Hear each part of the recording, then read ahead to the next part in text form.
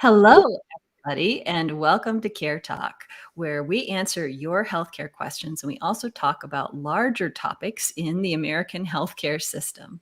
My name is Laura Packard, and I'm Executive Director of Healthcare Voter. But I've also been a patient because about 5 years ago now, I was diagnosed with stage 4 cancer. So I had a firsthand experience going through the American medical system and the American insurance system and fighting high bills and more. So today we'll get started by answering your questions, and feel free to call or text in your questions at any time today, and we will answer them in future shows. Our first question is from Lisa. How do I navigate my insurance? I have no providers in our area that are in network, and I may need 4 weeks of radiation. So to answer that question, welcome Aleka from Health Sherpa. Thanks, Laura. And this is a great question. The first thing I always say when it comes to the subject of finding an in-network provider on an ACA plan is don't just take the insurance company's online directory at face value. Always call the provider directly, check if they're in-network or out-of-network directly with them. That's because sometimes those insurance company directories can be quite a bit out of date, and providers may have joined networks or left networks or have been left off that site. So that's the first thing, is always call the provider directly. The second thing is, if you have done that and truly there is nothing in network near you, you can always appeal the insurance company. In that instance, you would need to call them directly. If you have that provider or you have a particular provider you want to see and they're able to help you with that process and advocate for you, that can be also very helpful.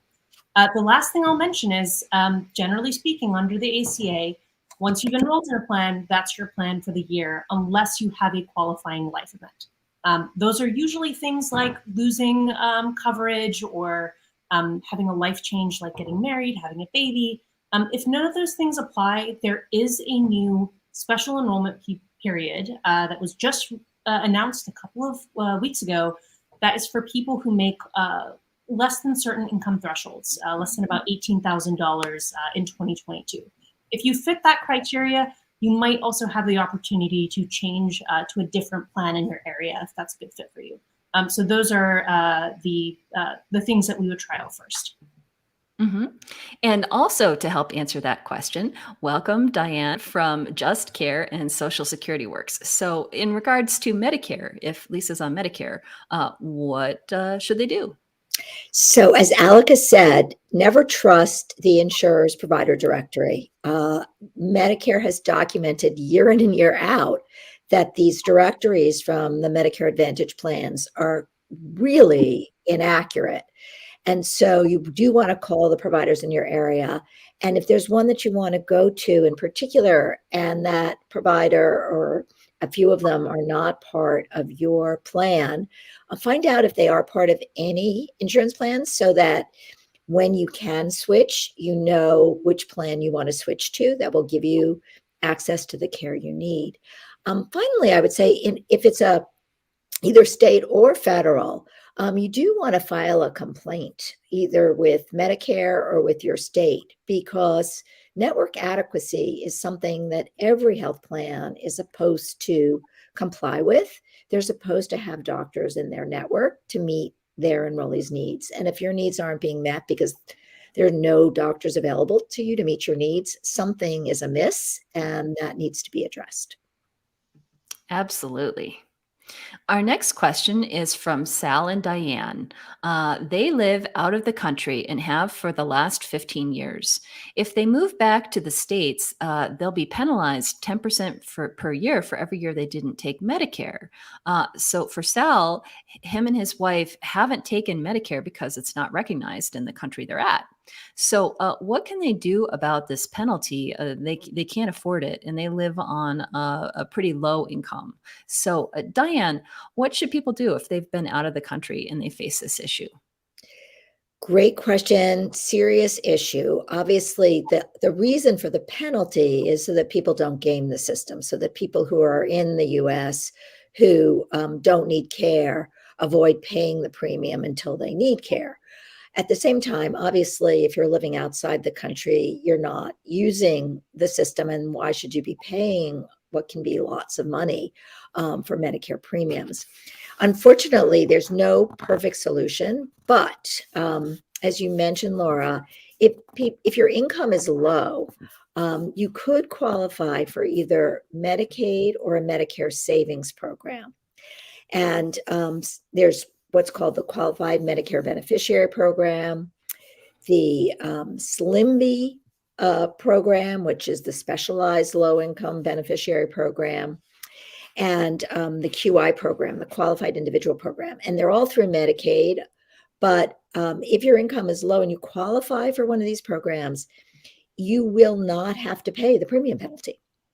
So definitely contact your Medicaid office, even if your income is a little higher than what you think are the eligibility levels, because lots of income is actually discounted by Medicaid in determining whether you qualify. So that is your best hope, that you can qualify for one of these programs in your state that will waive the premium penalty for you, and you'll be able to sign up for Medicare without a penalty. Mm-hmm. And I'm also wondering, if they're not in the United States right now and they're potentially choosing to move back, potentially they could go state shopping. If they're not tied to any particular state, they could try to find the state that is going to be the best fit for their income needs. In terms of Medicaid levels, are you saying to Yeah. qualify? That's a good point. For this purpose, I think there are a few states that have more generous levels than others. They're pretty standard, but I think it's a good point. If you wanted to look around, there are some states which are better at getting you qualified for Medicaid or a Medicaid program than others, for sure. Mm-hmm. And Aleka, did you want to add something?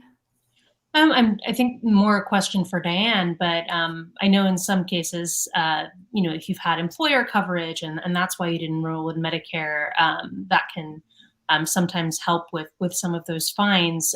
Does that apply if you were covered under, say, another national insurance program or something like that? Yeah, it's an excellent question. Exactly. So if you have coverage through your employer that's active, and it could be through your spouse or yourself, and you don't sign up for Medicare, there is no penalty. But that's because there's an assumption that you're not gaming the system, right? And you're right. I mean, it should extend to people who are living abroad, because it's the same kind of thing, but it doesn't at this point. It's just a glitch, one of many terrible glitches in our healthcare system. Mm-hmm. And hopefully that's something that our legislators will do something about. Our next question is from Darla. They were quoted over $600 a month for insurance through the Affordable Care Act. She can't get any help with coverage in Tennessee, and she has high medical bills already that she's dealing with, and she's only been in Tennessee a year. So, Aleka, what are the best options for Darla? Thanks, Lauren. First of all, sorry to hear that they were quoted such a high price on their premiums. I will say this year in particular, if that quote is maybe a year old or more, very much worth going back and checking again. Thanks to the American Rescue Plan, which went into effect last year, subsidies are more generous than ever. More and more people qualify for financial assistance. So number one, go and check again if you haven't checked too recently.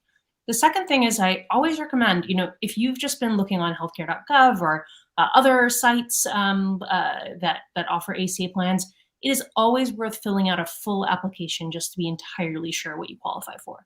Sometimes when you get into that application, you might answer questions, extra questions that are not in that initial quoting process that might flag you as eligible for Medicaid, or for you might list income in a different way, and actually you do qualify. So always worth filling out that full end-to-end application. I will note, though, that there are some situations, unfortunately, where even if you meet, you otherwise think you might qualify, that you might not qualify, particularly in a state like Tennessee that has not expanded its Medicaid program.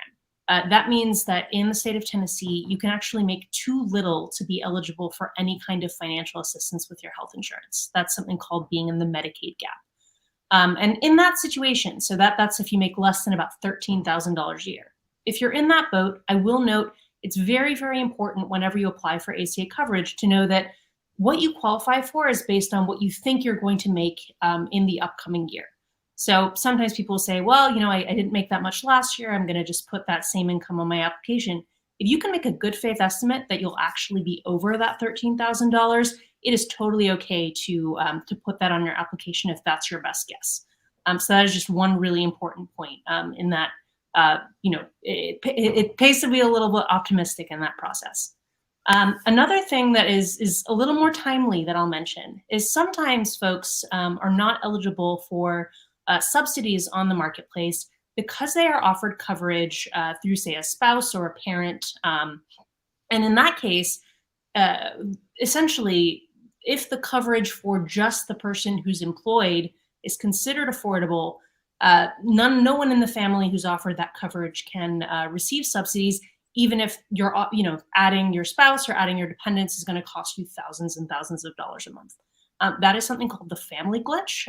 And a really exciting piece of news is that the Biden administration just proposed a new rule that would allow people in that situation to get financial assistance for the first time.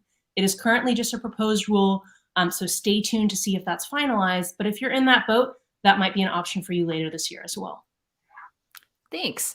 And going back to the second part of her question, she owes over 20 grand in medical bills that she can't get help with. So what options are there for people with high medical bills they're already dealing with? Great question. And there are lots of strategies you can take here, including seeing if you might qualify for charity care programs if you were at, for example, a nonprofit hospital, getting on a payment plan, working with that provider to pay a certain amount of the bill that you can't afford. There are medical billing advocates that can help you with this sort of thing. And the Tennessee Justice Center, which maybe we can pop a link in the resources, has some great resources on how to work through medical debt as well. There's also a great book called Never Pay the First Bill, which has lots and lots of strategies for dealing with this. So that might be something to check out as well.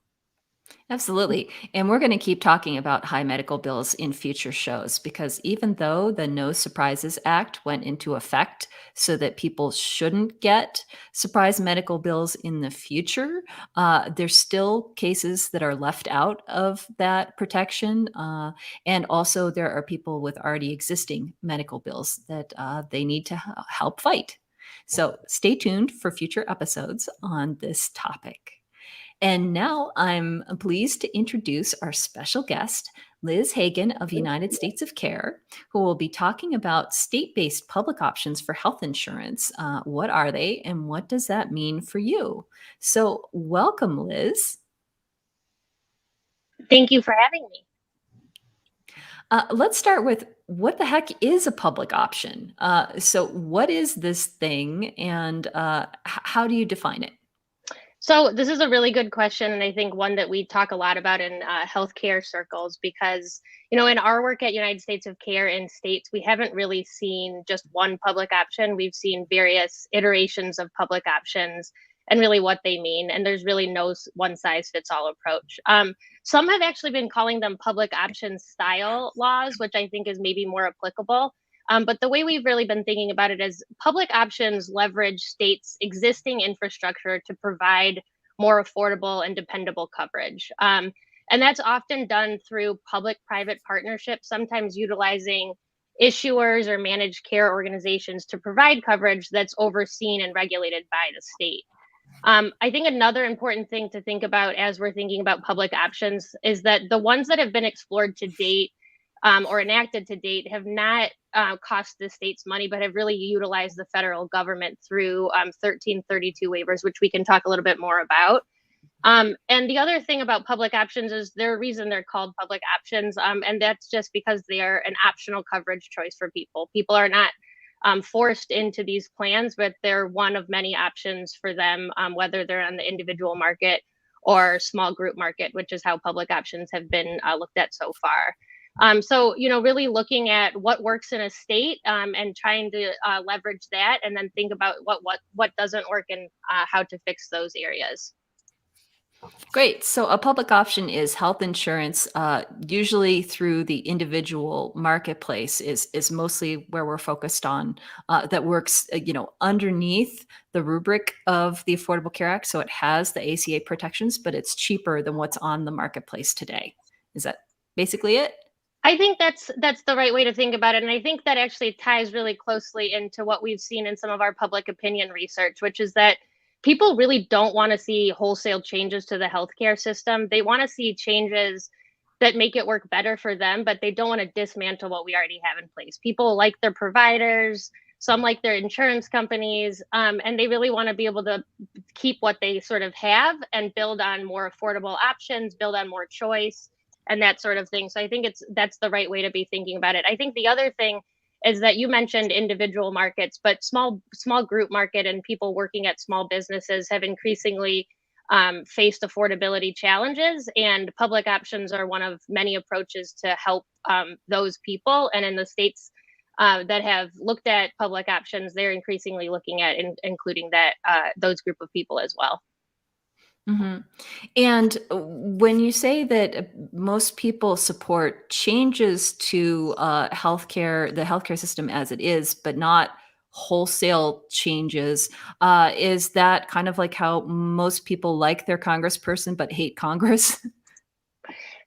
That could sort of be a good analogy. I think that's probably partially right. I think the other thing that we're seeing is that people everyday people support public options in a way that is vastly more popular than I would say that you're seeing their representatives see it. So when we see that, 84% of people want to see changes to their healthcare system, they want to see a more affordable system, they want to see more equitable system, and about 2/3 of people actually support public options, you don't necessarily see that 2/3 of Republican senators in states or Republican legislators at the state level are supporting it. So that's actually a good analogy there too.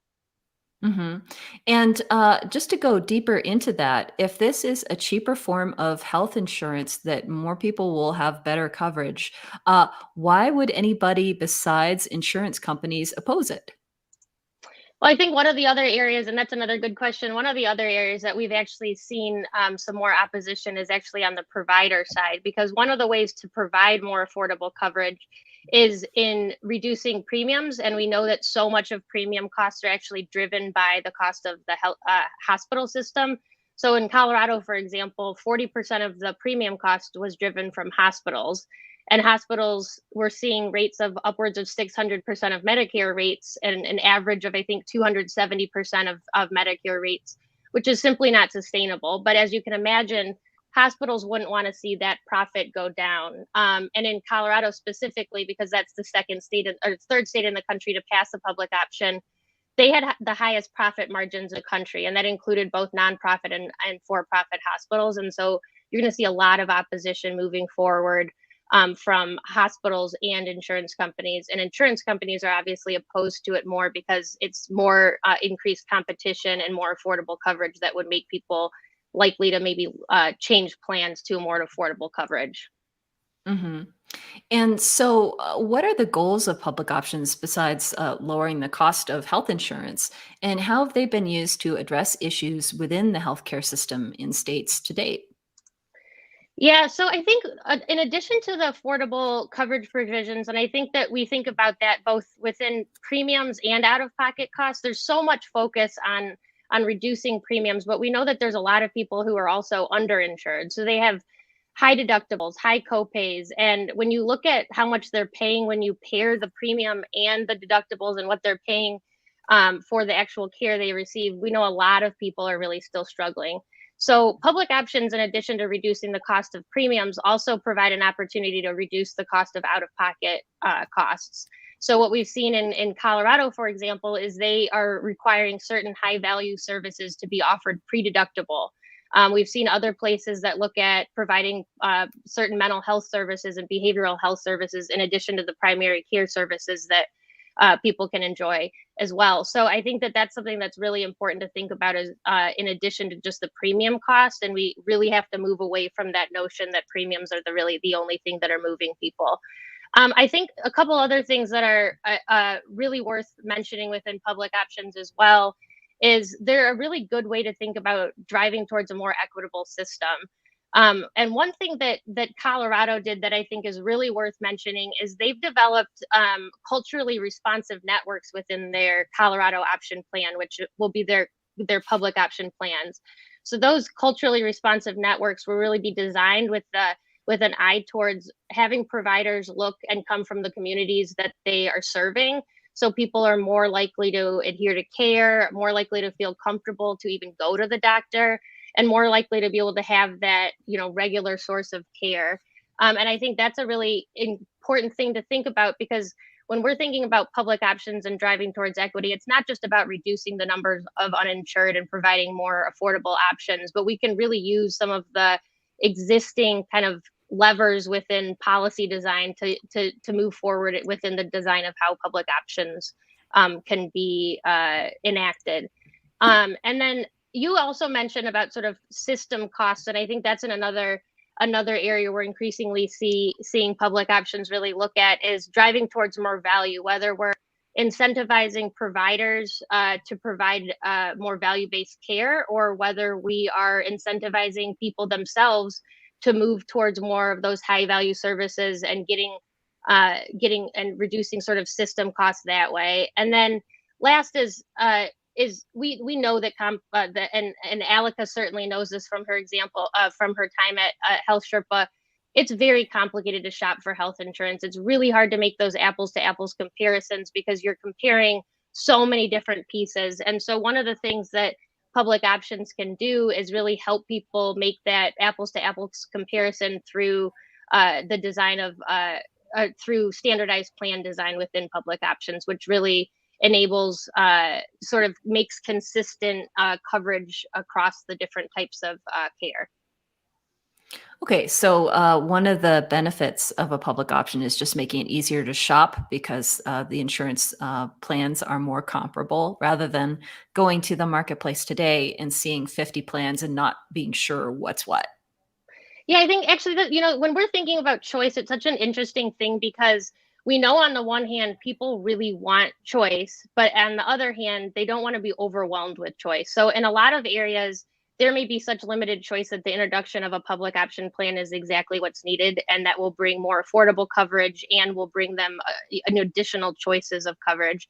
At the same time, there's a lot of areas, in particular in more in the cities, that there's so much choice that you're comparing really basically the same thing. And if you don't have priority about your provider or the type of medication you're on, you're really overwhelmed with making those decisions. And I'm seeing Aleka nod her head because these are the choices that people are making every day on Health Sherpa and when they're enrolling in Affordable Care Act coverage.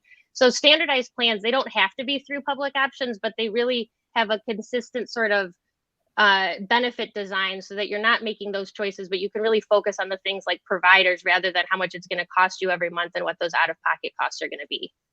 Mm-hmm. Yeah, it's my understanding that some insurance companies are kind of spamming the exchanges by putting out a whole bunch of plans that are basically the same thing but slightly different, just so that they can overwhelm people with having 20 listings instead of 2. So can you talk a little bit about what's happening in Oregon and how the Medicaid unwinding means that millions of Americans are at risk of losing their health insurance in the next few months, and how Oregon is looking to potentially solve this problem? Yeah, that's a great question, a very timely one as well. So Oregon's been really looking at public option, has been exploring public options for some time, and they had a study that came out last year that looked at how they could, what a public option in Oregon would mean. And they kind of took different pieces of different state approaches, but realized that the public health emergency unwinding was really the most imminent kind of challenge that the state would have. They have more people enrolled in Medicaid than they, I think, have ever had in the state, which also means that the insurance rates are higher than they've ever been, which is a great thing. And they want to preserve those gains and make sure that people who have had Medicaid and other sources of coverage don't lose that coverage. So in the last legislative session in Oregon, they passed a bridge plan, which is basically, as a lot of us think about it, a basic health insurance plan. Not necessarily with the exact definition of basic health plan, but with the idea of covering those people that are likely to churn between Medicaid and other sources of coverage. So that 138 to 200% of poverty population that we know are really the bulk of people who are likely to churn, which means they're unlikely to seek medical care that they need. It costs the system a lot of money for them to re-enroll. It takes a lot of time and effort on their behalf. There's a lot of administrative burden. So Oregon, in addition to a lot of other states, has really been looking at what they can do to capture this population and keep them really enrolled and protected. And so the bridge plan would provide coverage to those people. And they basically have a task force that will be identifying how that will actually be designed. It's not even clear if it will be, as I said, a basic health plan in the sense of the Affordable Care Act. So Section 1331, or if they're going to utilize the more traditional 1332 approach, which is what a lot of states that have done public options have done. And I think Oregon and other states are really want to think about not just that bridge population and that 138 to 200, but we're basically just moving the cliff of people that are then left, in limbo, sort of between Medicaid and other coverage sources. We don't want to move that cliff just to 200% of poverty, but we really want to protect people that are still at a low to moderate income area, and that's something that public options can do, and something that Oregon's looking at exploring as well. Can you talk a little bit? There's a whole. If the problem is that healthcare costs too much, health insurance costs too much, there's a whole bunch of different ways to tackle that, and public options are one. Medicaid buy-in, letting people buy into Medicaid, or Medicare buy-in, letting people buy into Medicare as individuals, are another. And then there's also basic health plans and so on. Can you talk about how all of these different things compare to lowering the costs that we're all paying for healthcare? Mm-hmm. It's such a good question, because I think so much of what's happening right now is there's a lot of momentum on public options. There's a number of states that have moved in the last year on public options, and I think because of that, a lot of states say, well, I want one of those. And I think the key to this is we really have to think about what are we really trying to solve, and how do we go about solving that? And so you don't necessarily just see one approach that works, but we can think of them as one of the tools in the toolbox. And for a lot of states, it is the approach that can make the most sense. I also think it's we don't have to necessarily frame everything as public option versus Medicaid buy-in, but really thinking about what do people want to see out of the system, and how can we leverage the infrastructure that we have both on the private and public side to provide that coverage. Connecticut, for example, they were looking at doing a buy-in that would allow small businesses to buy into their state employee health plan, which is a totally different approach, and can be thought of as a public option, or it can be thought of as something else. But it's really to tackle one of the issues that they saw in the state, which is what they saw with small business unaffordable coverage. Great. So it sounds like states are experimenting and coming up with different approaches, and we will know more in the next few years with what is successful. Can you talk a little bit about what's already happened in the state of Washington and now in Nevada and Colorado? So what is there already that's already working, and what is in the works? Yeah, so Washington Cascade Care was the first public option that passed in the country. And because of that, I think there were some lessons learned that led to them having to sort of go back to the legislation and iterate again. And part of those lessons learned, I think, were really important for other states to be thinking about as they were designing their approaches.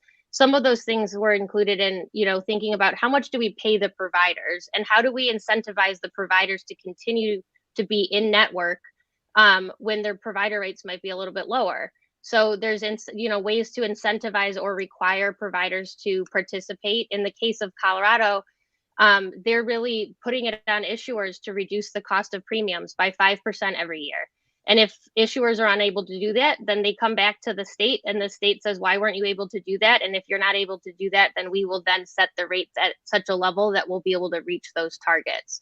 So you see, there's a lot of different kind of ways. And I think one state's kind of picking up on, oh, that worked in that way, but let's iterate it a little bit different, because we might not have managed care in our state, so they can't provide it like they're doing in Nevada, for example.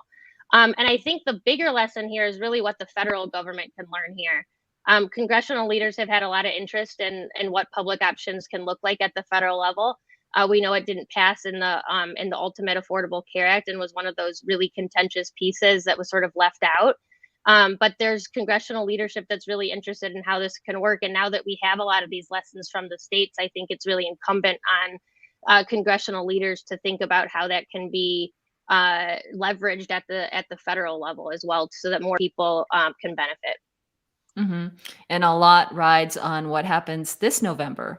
But regardless, if wherever you live, if you think your healthcare costs are too high, which I think most people will agree with, contact not only your senators and your congressperson, but contact your state legislators, because there are things that they can do on the state level easier than on the federal level. Because as Liz just mentioned, there was a fight to do a public option on the federal level and it failed. But we're seeing some experimentation on the state level, even with enormous amounts of money being spent in opposition. So your state legislators are maybe more likely to hear that this is a real problem and attempt to do something about it. Would you agree, Liz? Absolutely. And I think there's been a lot of really sort of eager state legislators that know they're constantly hearing from members in their districts that are saying it's just unaffordable. We can't continue to do this. And because of that, state leaders have really acted. And I think it's absolutely important to continue to let your voices be heard and share those kind of examples so people can take the action necessary to address those. Absolutely. And so we can build to a world where everybody has healthcare. Well, thank you thank you everybody for listening to Care Talk. We will be back next week and continue answering your healthcare and health insurance questions. So stay tuned and keep asking your questions. We'll get you answers. Thank you.